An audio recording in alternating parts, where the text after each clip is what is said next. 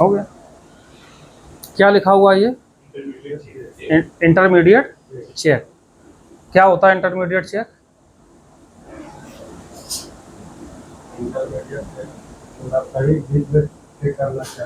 क्या चेक करना? Intermediate check सबसे पहले पता होना चाहिए कि हमारा जो NABL है, NABL का स्टैंडर्ड क्या है?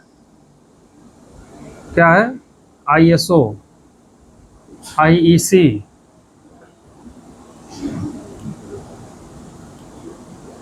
वन 7025 और 2017। ठीक है। NABL का जो ऑडिट होगा पूरा इसी स्टैंडर्ड पे होगा, और ये स्टैंडर्ड के बारे में जानकारी होना चाहिए। ठीक है। कौन सा स्टैंडर्ड है? पता था? है? हाँ, तो अब इसको ध्यान रखना है कि वो जब काम कर रहे हैं ये सारी चीजें माइंड में होनी चाहिए। अब इसके अंदर आता है हमको क्या, आज हम किस पे बात कर रहे हैं? Intermediate check. तो ISO IC 17025 इसका एक क्लाउज है, 6.4.10।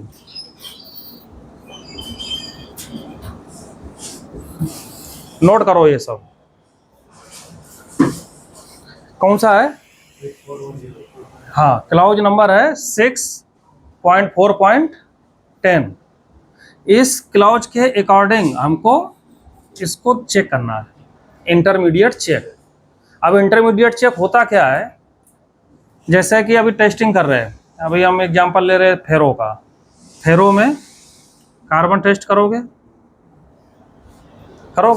कैसे टेस्ट करोगे? तो सबसे पहले क्या करोगे? सैंपल रेडी करोगे। ठीक है। सैंपल कैसे रेडी करोगे? पाउडर बनाओगे। पाउडर बनाने के बाद टेस्टिंग से पहले क्या करोगे? इसका वेमेंट करोगे, सैंपल का वेट करोगे ना, कितना लेना है। मान लो 0.1 ग्राम लेना है या 1 ग्राम लेना है। ठीक है। एक फिक्स रहेगा ना कि इतना ग्राम हमको लेना है। अब ये जो वेट करोगे वो किससे वेट करोगे? बैलेंस चाहिए, डिजिटल बैलेंस या जैसे भी है बैलेंस चाहिए ना, बैलेंसर से वेट करोगे।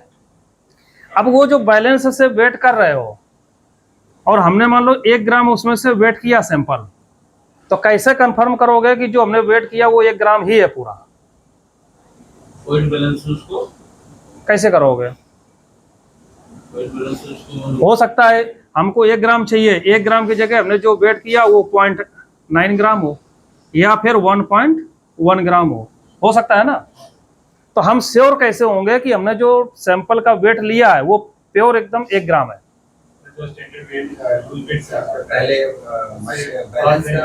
कैसे करोगे?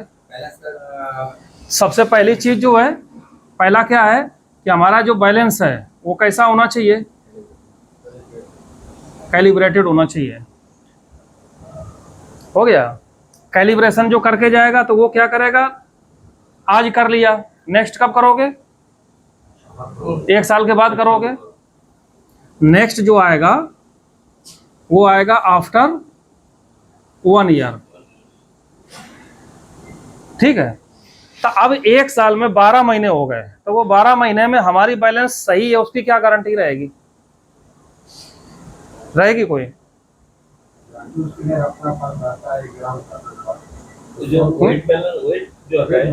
हाँ, इसीलिए तो उसके लिए क्या करेंगे कि अलग से स्टैंडर्ड वेट आते हैं। क्या आता है? Standard weight. ठीक है। अब वो जो वेट आते हैं वो सेट रखेंगे, और वो भी कैसे रखेंगे? कैलिब्रेटेड। जो स्टैंडर्ड वेट हम लेंगे वो कैलिब्रेटेड लेंगे, तो उसके अंदर वेट रहेगा, उसमें 100 mg का भी रहेगा, अलग अलग रहते हैं। 100 mg हो गया, 200 mg का भी रहता है, 1 ग्राम, सब कई तरीके के रहते हैं। 1 ग्राम, 2 ग्राम, 10 ग्राम, 5 ग्राम, सब रहते हैं ना। तो हमको क्या करना है कि हम जो वेट ले रहे हैं सैंपल का, अब हमको टेस्टिंग में कितना लगेगा? 1 ग्राम। 1 ग्राम लगेगा, तो हम क्या करेंगे कि 1 ग्राम का वेट लेके और अपनी बैलेंस को हर महीने एक बार क्रॉस चेक करेंगे। क्या करेंगे? क्रॉस चेक करेंगे। तो अगर किसी महीने में हमारे बैलेंस में कोई इशू आ रहा है तो जैसे हम क्रॉस चेक करेंगे वो पता चल जाएगा कि बैलेंस डिस्टर्ब हो रही है। और अगर नहीं करेंगे तो फिर हमारे रिजल्ट जो है वो वेरी करेंगे, मतलब श्योर नहीं हो पाएंगे। तो इंटरमीडिएट चेक जो है, तो इसका क्या यूज क्या हुआ कि हम जो इंस्ट्रूमेंट यूज कर रहे हैं वो इंस्ट्रूमेंट जो यूज हो रहा है उसके ऊपर पूरा कॉन्फिडेंस हो जाता है कि नहीं हमारा इंस्ट्रूमेंट जो है एकदम परफेक्ट है और उसमें से जो भी हम मेजर कर रहे हैं और रिजल्ट हमारा परफेक्ट है। और जब वो परफेक्ट रहेगा तो हमारी टेस्टिंग के बाद जो रिजल्ट आएगा वो भी परफेक्ट रहेगा। शुरुआत से हमको देखना है ठीक करने।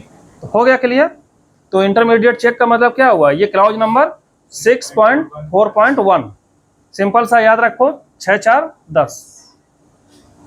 ठीक है, तो ये क्लॉज के अंदर इंटरमीडिएट चेक आता है।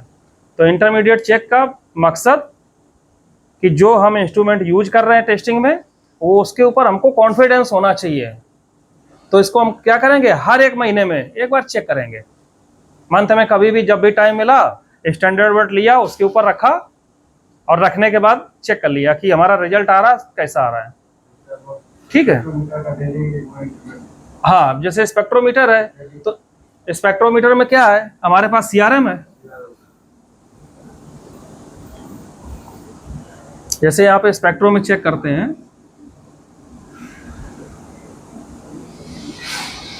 तो स्पेक्ट्रोमीटर के लिए किससे हम चेक करेंगे? CRM से। CRM का फुल फॉर्म क्या है? सर्टिफाइड रेफरेंस मटेरियल, ये है CRM। ठीक है, तो CRM की वैल्यू रहती है। अब जैसे CRM है, इसमें कार्बन का परसेंटेज दिया है कि 0.4% दिया है, तो उसको लगाएंगे और स्पेक्ट्रो में देखेंगे रिजल्ट क्या आ रहा है। अगर स्पेक्ट्रो हमको 0.40 दे रहा है तो मतलब हमारा मशीन जो है सही है। और अगर वो आगे पीछे रिजल्ट दे रहा है मतलब कुछ तो कमी है, क्या करेंगे? कैलिब्रेट करेंगे, उसको कैलिब्रेट करके तब फिर टेस्टिंग करेंगे। ठीक है, तो ये पूरा हो गया इंटरमीडिएट चेक। अब इसको कैसे बनाओगे? अब मान लो हमारा कोई इक्विपमेंट है, कोई भी हम एक ले लेते हैं, डिजिटल बैलेंस ही ले रहे हैं, डिजिटल बैलेंस। ठीक है, तो इसका एक फॉर्मेट रहेगा। फॉर्मेट में पहले लिखो कि हमारा इंस्ट्रूमेंट क्या है। तो हमारा इंस्ट्रूमेंट क्या हो गया? डिजिटल बैलेंस हो गया। इसके बाद इसको हम किससे चेक कर रहे हैं? इंटरमीडिएट जो चेक कर रहे हैं, तो जो हम इक्विपमेंट यूज कर रहे हैं, इक्विपमेंट क्या यूज कर रहे हैं यहाँ पे? तो हम स्टैंडर्ड वेट ले रहे हैं। क्या ले रहे हैं? Standard weight. अब डिजिटल बैलेंस जो है इसमें इसकी आईडी भी डाल देना, तो उससे ट्रेस हो जाएगा कि हम किस बैलेंस की बात कर रहे हैं। मान लो हमारे पास 4 बैलेंस हैं, 5 बैलेंस हैं, तो यहाँ पे क्या करेंगे? उसकी आईडी भी लिख देंगे।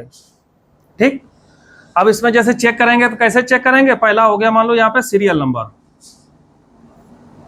ठीक है, पहला क्या हुआ?